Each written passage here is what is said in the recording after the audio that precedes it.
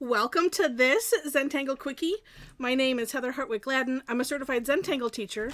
And today we're going to take a look at the tangle static from Zentangle. I can't believe I haven't done this one yet. All right. Okay, so I'm going to start off because today I did a Zentangle Essentials class where we focus on the method that is Zentangle. And this is one of the tangles that I used to for us to demonstrate the aura. But it's rather neat. And, I'm going to go different. This one starts off with a zigzag. And frankly, it doesn't matter how you zig or how you zag. It's all good. There we go. Then... It's all about auraing. And, of course, you can have just as much fun as you would like with this. Now, what I like to do is, and I might be moving my tile a bit. So when I aura, especially straight lines, and look I started off crooked. My aim, that's the magic word, aim. It doesn't necessarily mean it's going to happen, is to have... I pick a distance and then try to keep it within that distance. And while I could do the initial zigzag, and even auraing period, I'll do the initial thing, but then afterwards it's not going to be, at least for me, it's not free-flowing like others. Like the first time. It's just interesting. So I end up taking in steps. So that way I get, a decent line-ish.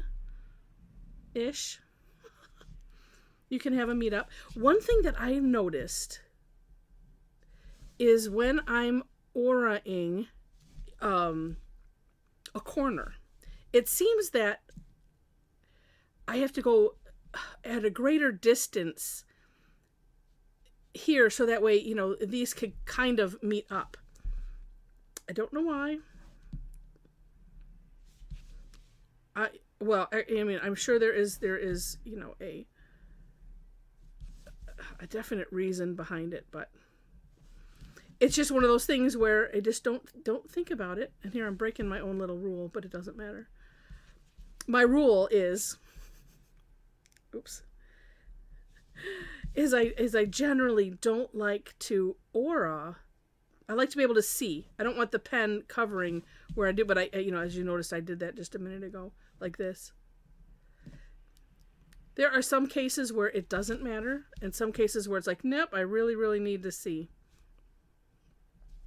There we go. So just auraing down, and, I'm not going over the border line that I created, but so just auraing what's visible, and then flip it around the other way.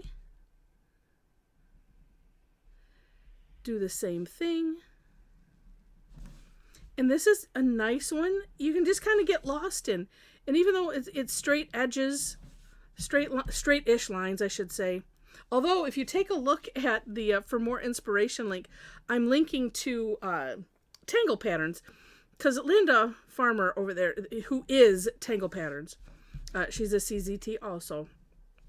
She does such a nice job of curating the tangles. And then on top of it, collecting... other stuff and updating. So, for instance, on this one, you will see, what have we got? 1, 2, there's just 2 on this one. 2 additional videos where they Zentangle used these in project packs after the fact. And so she'll put those on there. And it's just, like I said, it's a nice repository. And I do like to every so often give Linda a really good shout out, and kind of ask for support for her. Subscribe to her, subscribe, it's free. And then if you want to, you can donate at any time.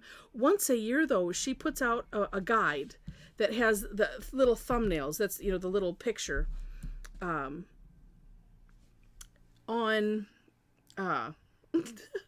in a booklet form, and makes it a guide of all of the tangles that she has on the site. And the PDF, you'll get it as a PDF. The PDF links, so if you click on a pattern, it'll link to the page. And because I've done that on a small scale, it's a lot of work. So it is well worth I forget how much she asks for it, under $20. I don't know if that'll change this year, but she does that every year. And it's a really, really nice resource to have. So, and then you can always, give to the cause, because it does take a lot, keeping servers running and things updated. So just a big shout out to her. So fun. All right.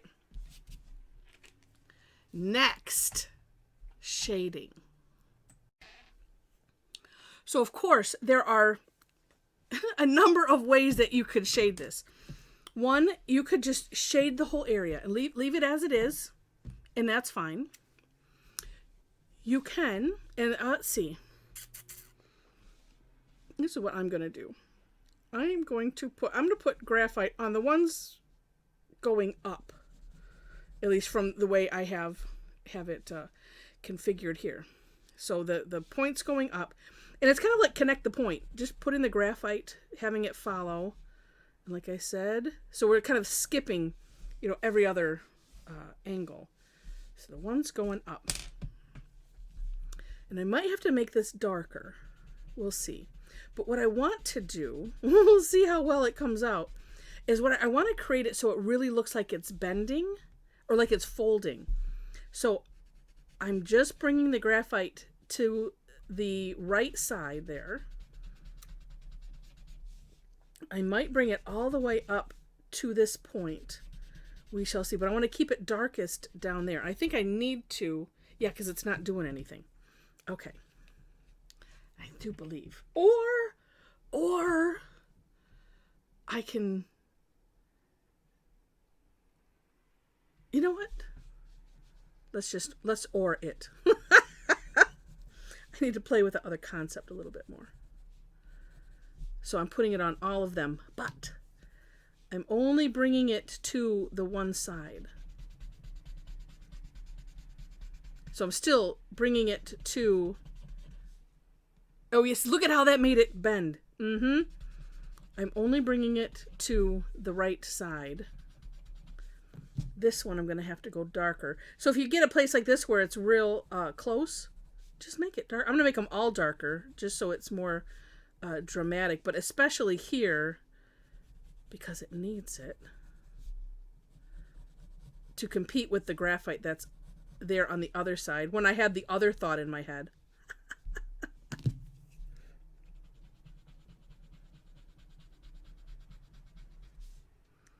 Look at that. Shading is so much fun. It's so magical. And even if you are not happy with all of your lines, I wasn't necessarily happy, but you know what? Look at the shading. It's like, oh, you don't even notice. I don't even notice what I didn't like before. It's like, what was I thinking? Oh yeah, I didn't like that. Oh yeah, this needs to be a little sharper. And just play with it a bit, and get a nice crisp edge on the one side, and that's what really, really helps it. Now, you can play with it in a number of different ways, with where that edge is, and see. When I'm looking at some of the others, and this was what I was aiming for, where it really looks folded, and it could be that you just fill in the whole side with the graphite. I'm not sure. As I'm looking, I'm like, that could be like every other one fill in. But I wanted to do that. So sometimes I change my mind while I'm doing it. It's just fun. All right. And, well, let me just show you some other examples because this is from today.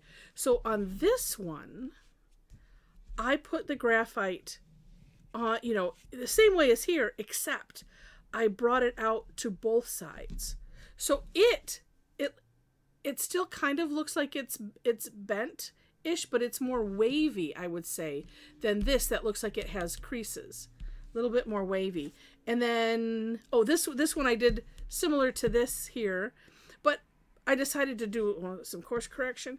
And too, you can have fun with this however you want. If you want to, make some thicker, you want to fill some in, you want to do some other decoration in there, up to you, of course. So, just to give you some ideas. Hope you enjoyed this. If you did, please click on the like button. And if you liked it enough to see more, would love to have you be a subscriber to the channel. If you are interested in taking class, especially on the Zentangle Essentials, which we go over the method, I'm going to be doing it on when there's a 5th Tuesday in a month. So you can subscribe to my, well, I don't really, someday I'll get better at putting them on my blog, but if you follow me on Facebook, there are some other places to follow me when I post classes. Facebook, honestly, right now is the best because that's where I seem to live the most. But then you can get updates as to, when I do classes like this. I do classes every Thursday, every Tuesday on different topics.